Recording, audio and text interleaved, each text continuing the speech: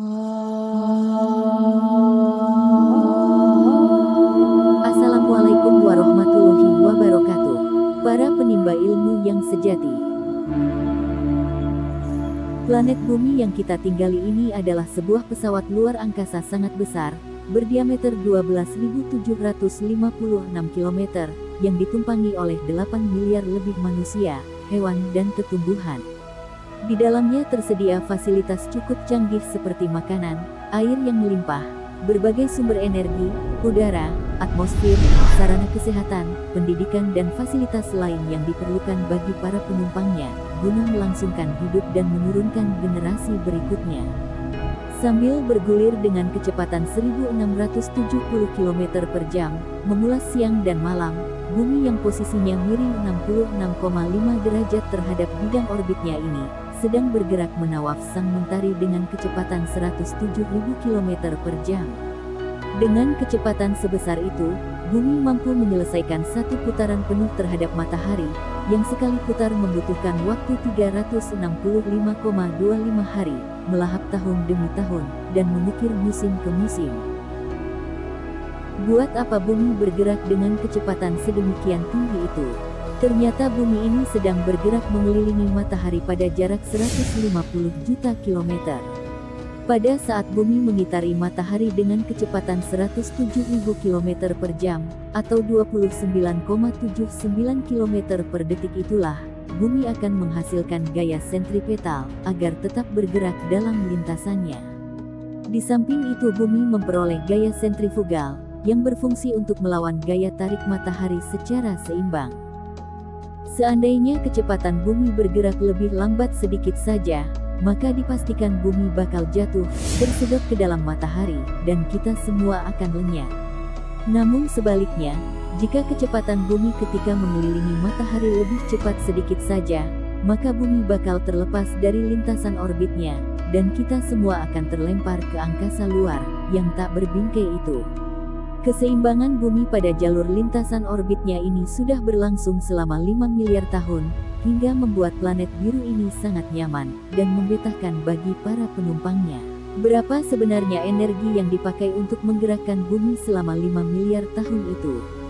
Jika bumi memiliki massa berat 6 juta kilogram, atau 6 kali 10 pangkat 24 kilogram, dan kecepatan bumi mengelilingi matahari 107.000 km per jam, kita anggap saja bumi bergerak linier, atau mengikuti garis lurus, maka lewat formulasi energi kinetik, E, sama dengan setengah kali mv kuadrat, diperoleh hasil bahwa, energi yang dipakai untuk menggerakkan bumi adalah, 2,65 kali 10 pangkat 33 joule per detik. Apabila kita hitung selama 5 miliar tahun, maka energi yang digunakan oleh bumi selama itu adalah 418 kali 10 pangkat 48 joule.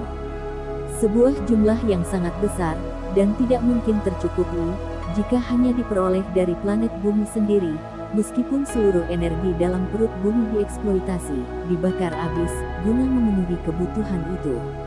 Artinya ada sebuah energi maha dahsyat, yang berasal dari luar bumi, untuk menggerakkan planet biru yang memang didesain untuk tempat kehidupan.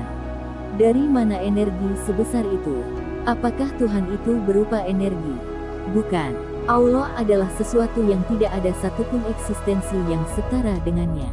Meskipun energi memiliki sifat kekekalan, yaitu hukum kekekalan energi, sebenarnya energi tercipta dari ketiadaan, bersama dengan diciptakannya materi, ruang dan waktu. Allah adalah zat hidup yang memiliki sifat-sifat kehidupan, seperti mencipta, berkuasa, melihat, mendengar, berkata-kata, berkehendak, dan seterusnya. Ini berbeda dengan energi yang tidak hidup dan tak memiliki kehendak.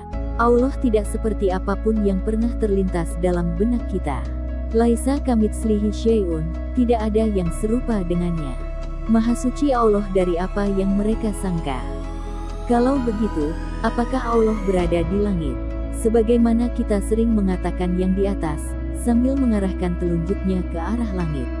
Langit itu demikian besar, alam semesta diperkirakan memiliki diameter 30 miliar tahun cahaya. Satu tahun cahaya adalah satuan astronomi, berupa jarak yang ditempuh oleh cahaya selama 1 tahun, besarnya 9,5 triliun kilometer. Artinya jika kecepatan cahaya tercepat yang diketahui manusia adalah 300.000 km per detik, mencoba menyeberangi alam semesta dari tepi kiri, menuju ke tepi kanan, ia membutuhkan waktu 30 miliar tahun, sebuah ukuran yang sangat-sangat besar. Usia manusia tidak ada apa-apanya dibanding besarnya alam semesta, yang dihuni oleh triliunan bintang gemintang. Namun apakah langit mampu menampung Allah? Terlalu naif jika kita mengatakan Allah itu tinggal di langit. Kenapa Allah tidak kelihatan? Allah tidak tertangkap oleh penglihatan, karena Dia itu demikian besar. Allahu Akbar, Allah Maha Besar. Allahu Akbar merupakan syiga mubalaghah, yaitu sesuatu yang melampaui batas. Alam semesta adalah sebuah ruang maharaksasa yang dipenuhi triliunan benda-benda langit, planet, nebula, matahari, bintang gemintang, termasuk bumi yang kita tinggali ini, berada di langit. Namun segala sesuatu yang berada di alam semesta ini, berada dalam genggamannya. Maka kita tak mungkin bisa melihat Dia, karena saking besarnya Allah, yang besarnya melampaui segala apapun yang ada di alam semesta ini. Ibarat kita berada dalam sebuah gedung yang besar, dan tak ada peluang guna memotretnya dari luar, maka mustahil kita bisa melihat bentuk gedung secara utuh. Liqa Allah, atau pertemuan dengan Allah secara fisik ketika di dunia tidak akan bisa. Ru'yatullah itu sangat sulit dan mustahil, termasuk bagi para nabi dan rasul. Nabi Musa alaihi salam, tatkala menerima wahyu Taurat di Gunung Horeb, Tur Sina Mesir, pada hari ke-37 dari 40 hari proses pewahyuan, bertanya kepada Allah. Robi arini, ansur ilaik, wahai Allah, izinkan aku melihatmu. Aku beriman, engkau itu ada, tapi aku ingin melihatmu. Apa jawaban Allah? Lan taroni. Dalam tata bahasa Arab, ada 3 kosakata terkait dengan kata la ini. Pertama, la biasa, yang berarti tidak. Kedua, lam, terdiri dari huruf la, dengan mim, dibaca lam, yang berarti tidak pernah. Dan yang ketiga, lan, gabungan dari huruf la, dengan huruf nun, dibaca lan, berarti tidak akan pernah. Saat itu Allah mengatakan, lan, taroni, engkau tidak akan pernah sanggup melihatku. Namun Allah tidak mau mengecewakan Musa, dan berkata, cobalah kau lihat gunung-gunung batu di sekitarmu itu, jika mereka bisa menampung kedatanganku, kau akan bisa melihat aku. Tatkala Tuhan baru saja mau menampakkan dirinya, tiba-tiba gunung batu Horeb di Tur Sina, yang memiliki ketinggian 2283 meter di atas permukaan laut itu, hancur sebelum kedatangan Allah. Nabi Musa pun pingsan, artinya seluruh ciptaannya ini, tidak mungkin mampu melihat Allah secara langsung, karena akan bertentangan dengan sunatullah itu sendiri. Rasulullah Shallallahu Alaihi Wasallam sepulang dari Miraj, ditanya oleh Siti Aisyah radhiyallahu anha, apakah saat menerima perintah salat di puncak langit, sempat melihat Tuhan? Nabi menjawab, nurun ala nur. Allah itu cahaya di atas cahaya. Terang sekali. Bagaimana aku bisa melihatnya? Maksudnya Nabi Shallallahu Alaihi Wasallam sendiri belum sempat melihat bagaimana Allah itu. Padahal Rasulullah adalah satu-satunya manusia yang mampu mencapai puncak langit di Sidratul Muntaha, sebuah tempat yang digambarkan sebagai lokasi penghabisan alam semesta. Namun di sana pun beliau belum sampai melihat Allah. Meski Rasulullah sedikit lagi melihat Allah, namun tetap saja terhalang oleh sebuah tirai yang meliputinya. Allah menampakkan dirinya secara langsung, adalah sesuatu yang mustahil. Semua makhluk akan hancur, sebelum Dia memperlihatkan dirinya. Maka jangan berharap kita bisa melihat Allah lewat panca indera. Yang bisa kita observasi hanyalah tanda-tanda keberadaannya yang tersebar di seluruh penjuru alam ini, seperti adanya pergantian siang dan malam, terjadinya hujan, adanya matahari, dan seterusnya. Itu semua cukup membuktikan keberadaannya. Dia tidak bisa terlihat, bukan berarti Allah tidak ada. Alam semesta ini ada, berarti ada yang menciptakan. Meskipun kita tak melihatnya, tetap saja yang mengadakan itu ada. Itulah iman. Namun Allah bisa dilihat secara nyata oleh hamba-hambanya yang salih dari dalam surga tanpa kesulitan, tanpa ada hijab yang menutupinya. Itulah nikmat terbesar dan sempurna tiada taraf bagi seluruh penduduk surga, yaitu melihat langsung wajah Sang Penciptanya, Allah Azza wa Jalla. Jadi apakah Allah berada di surga? Seberapa luas surga, hingga dikatakan Allah tinggal di sana? Bukankah Allah adalah zat yang maha besar, melebihi apa yang ada di semesta raya ini? Jika memang Allah berada di surga, berarti surga itu lebih besar dari Allah, karena mampu menampung eksistensinya. Pendapat demikian tidak bisa diterima dalam konsep Islam. Justru Allah lah yang telah meliputi surga yang luasnya membentang seluas langit dan bumi, arduhus samawati wal ard. Artinya Allah jauh lebih besar melebihi ruang waktu yang terangkum di alam semesta ini. Lantas apakah Allah berada di hati kita masing-masing? Kalau begitu, apakah Allah itu banyak, hingga dikatakan berada di tiap hati manusia? Saat ini planet bumi dihuni oleh 8 miliar lebih manusia. Apakah jumlah Tuhan mengikuti jumlah manusia sebanyak itu? Pendapat liar semacam ini ditolak dalam dunia Islam. Dia telah memproklamirkan bahwa keberadaan dirinya itu esa. Karena esa bermakna tunggal, atau satu, dan satu itu mempunyai kelainan makna, maka untuk Allah dikatakan maha satu, sangat satu, atau transendental, yaitu satunya bukan hitungan jari yang tunggal. Allah berada di hati kita, maksudnya Dia telah menyatu dengan kita, mulai dari tarikan dan hembusan nafas, aliran darah, denyut jantung, kelenjar hormon, pikiran, otak, dan di seluruh sistem saraf tubuh kita. Allah berada di miliaran proses biokimiawi yang menopang kehidupan kita. Itulah kenapa Dia mengetahui persis apa yang dibisikkan oleh hati dan pikiran kita, karena memang Dia sudah berada di dalam hati dan pikiran kita sendiri. Mungkinkah Allah tinggal di dalam Ka'bah? Ka'bah adalah rumah tua yang berusia ribuan tahun. Fondasi Baitullah itu sudah ada sebelum Nabi Ibrahim dan Ismail alaihi salam membangunnya kira-kira 1500 tahun sebelum Masehi. Sehingga mereka tinggal meninggikannya saja. Namun rumah Allah itu hanya menunjukkan kepemilikan, bukan merujuk pada tempat tinggal. Tidak ada secuil ayat pun, atau informasi hadits, yang menyebut bahwa Allah tinggal di Ka'bah, seperti yang dituduhkan oleh non-muslim, seakan-akan umat Islam menyembah Ka'bah. Padahal Ka'bah hanyalah sebagai arah kiblat bagi seluruh muslim secara teknis. Apakah Allah bersemayam di Arsy? Menurut astrofisika, alam semesta ini berbentuk meruang. Jika kita bergerak ke arah barat terus-menerus, maka suatu saat kita akan kembali ke tempat semula. Langit pertama yang berdimensi 3, didesain oleh Allah melengkung ke langit kedua, yang berdimensi 4. Selanjutnya langit pertama dan langit kedua, melengkung ke langit 3, yang berdimensi 5, begitu seterusnya. Dan akhirnya langit ketujuh, bersama-sama dengan langit yang berada di bawahnya, yaitu langit pertama, 2, 3, hingga langit yang keenam, semuanya melengkung ke pusat univers, yang disebut Arsy. Arsy berasal dari kata arasya, berarti mendirikan dan mendiami. Dari kata kerja ini, muncul kata benda al-arsyu yang bermakna tahta, singgasana, atau kemuliaan. Dalam Al-Quran, kata Arsy selalu terkait dengan proses penciptaan alam semesta. Bersemayamnya Allah di atas Arsy, memberi makna bahwa Arsy adalah lambang kekuasaan dan pemerintahan bagi alam. Berbicara Arsy, bukan membicarakan lokasi Allah berada. Namun Arsy adalah simbol pusat pemerintahan yang mengendalikan pergerakan alam semesta, sekaligus kekuasaan Allah, yang tidak hanya mencakup ruang waktu saja, tapi meliputi langit dan bumi.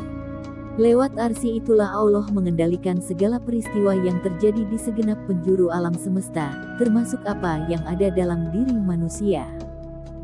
Jadi di manakah sebenarnya Allah berada? Jawabannya ada di dalam An-Nisa 126 dan surat Qaf 16. Di dua ayat inilah kunci guna menjawab semua pertanyaan tentang keberadaan Allah. Dalam An-Nisa ayat 126, dijelaskan bahwa Allah telah meliputi segala yang ada di langit dan di bumi. Akan tetapi, dalam surat Qaf ayat 16, disebut bahwa Allah itu lebih dekat dari urat leher kita sendiri. Dua ayat ini bukan bermakna kontradiksi atau bertolak belakang, namun saling melengkapi. Alam semesta diliputinya, bukan berarti dia jauh dari kita. Sebab teori dimensi membuktikan bahwa di langit yang semakin tinggi, jarak menjadi semakin dekat. Jarak di langit kedua lebih dekat daripada jarak yang ada di langit pertama.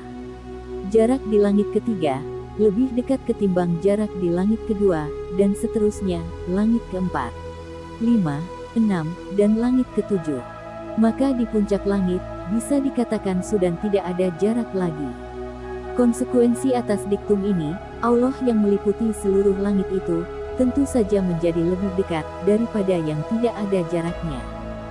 Jadi benarlah keberadaan Allah itu lebih dekat daripada urat leher kita sendiri. Karena antara urat leher dan kita, tentunya tidak memiliki jarak.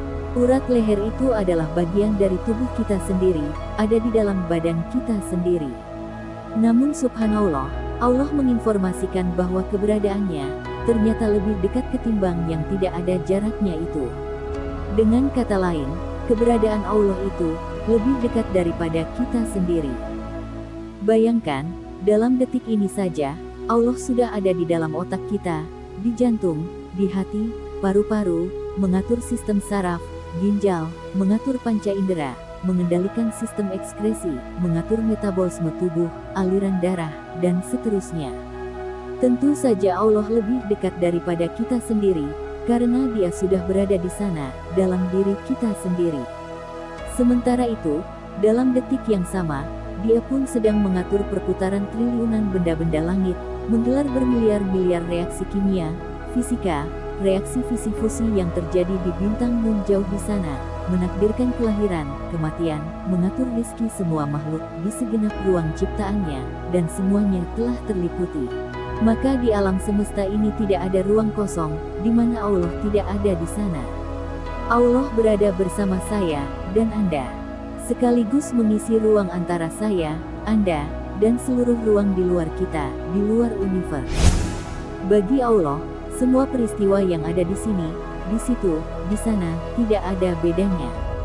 Ketika Allah berada di sana, dalam waktu yang bersamaan, Dia pun ada di sini, karena Allah telah meliputi segala ciptaannya. Begitu pula dalam dimensi waktu, Allah menginformasikan tentang eksistensinya yang meliputi masa lalu, masa kini, dan masa depan. Awal dan akhir telah diliputinya.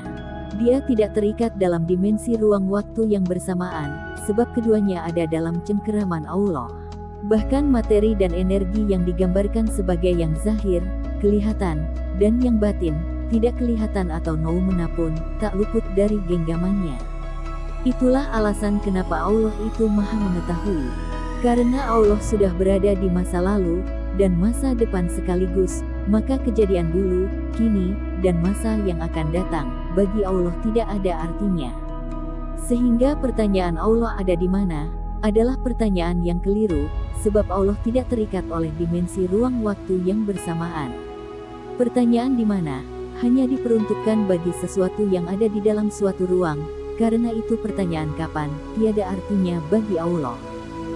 Membicarakan keberadaan Allah, adalah membahas sesuatu yang berada di luar semesta raya, sekaligus di dalamnya. Allah telah meliputi seluruh ruang, waktu, materi, energi, dunia, surga, akhirat, hingga dalam skala ruang terkecil dalam sistem mikrokosmos seperti inti sel, molekul, sistem atomik penyusun segala benda, elektron, kuart, yang dianggap sebagai penghubung langsung antara Sang Pencipta dengan makhluknya. Jadi buat apa kita bertanya di manakah Allah berada? Dia sedang meliputi kita semua, kapan dan dimanapun kita berada. Bahkan meliputi segenap alam semesta, dengan segala dimensinya. Maka kemanapun kita menghadap, sesungguhnya kita berhadapan dengan Allah. Dalam ayat Kursy, disebut wasi'a kursiyyuhus samawati wal ardh. Ini menunjukkan singgasananya Allah, yang membentang seluas langit dan bumi. Makna dasar dari kata wasi'a adalah luas, bukan meliputi. Hal ini menggambarkan keberadaan Allah yang maha meliputi itu, jauh lebih besar dari segala makhluk yang ada di dalamnya, yaitu seluas alam semesta. Alam semesta yang mana? Alam yang sedang kita tinggali, dan yang terus berkembang ini. Alam semesta yang keberadaannya diawali lewat ledakan Big Bang, dan yang akhirnya akan runtuh di pusatnya kembali itu. Tetaplah bersama channel HDK Informations, guna memperoleh informasi yang unik. Tetap sehat dan Assalamualaikum warahmatullahi wabarakatuh.